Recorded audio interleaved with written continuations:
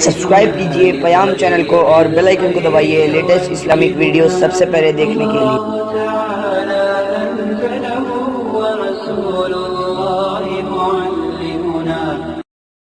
کانگریس اس لیے نہیں بنی تھی، یہ 1803 کی آواز ہے کہ ملک غلام ہو گیا، جہاد کرنا فرض ہے۔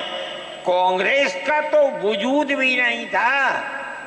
کانگریس تو 28 دسمبر 1985 کو بنی ہے اور اس کا پہلا اجلاس بمبئی کے اندر ہوا ہے۔ آپ لوگ سمجھیں اس کو، کانگریس ملک کو آزاد کرانے کے لیے نہیں بنی تھی۔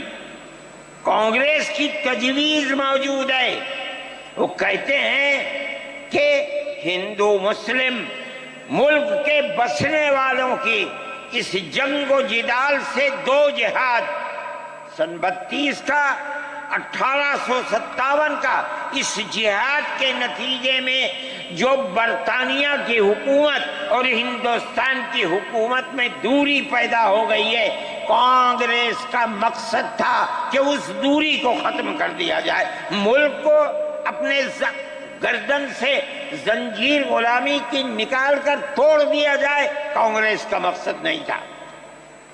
میں آپ سے کہتا ہوں یہ بات ہے اور کانگریس کی تجویز میں موجود ہے، کوئی اس کی تردید نہیں کر سکتا۔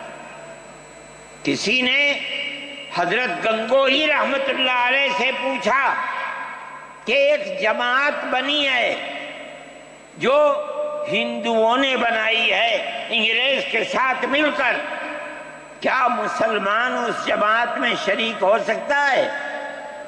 حضرت نے فتویٰ دیا اور یہ کہا کہ جس طرح اپنے کاروبار میں ہندو مسلمان شریک ہو سکتا ہے، اسی طرح اس پارٹی کے اندر بھی ہندو مسلمان شریک ہو سکتا ہے، بشرطے کہ دین کو کوئی نقصان نہ پہنچے۔ اس فتوے کا نام ہے نصرت الابرار، جو پرانی یونین مکتبیں ہیں، لائبریریاں ہیں، یہ آج بھی وہاں موجود ہے۔ یہ صرف فتویٰ نہیں ہے، یہ اس لیے ہے کہ یہ اشارہ ہے کہ مسلمانوں کو کانگریس کے ساتھ شریک ہونا چاہیے اور کانگریس کے اس نظریے کو بدلنا چاہیے۔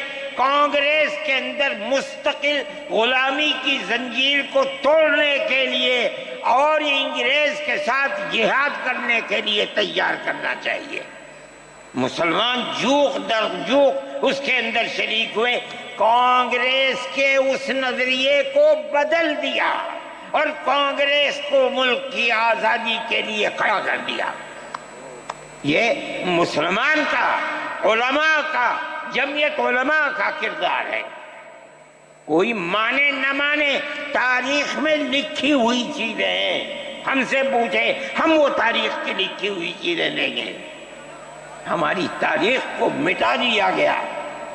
وہ طبقہ جو آج ملک کے اندر اسلام اور مسلمانوں کو دفن کرنا چاہتا ہے، وہ ہماری تاریخ کو دفن کرنے کے اندر کامیاب ہو گیا، مگر ہم کہتے ہیں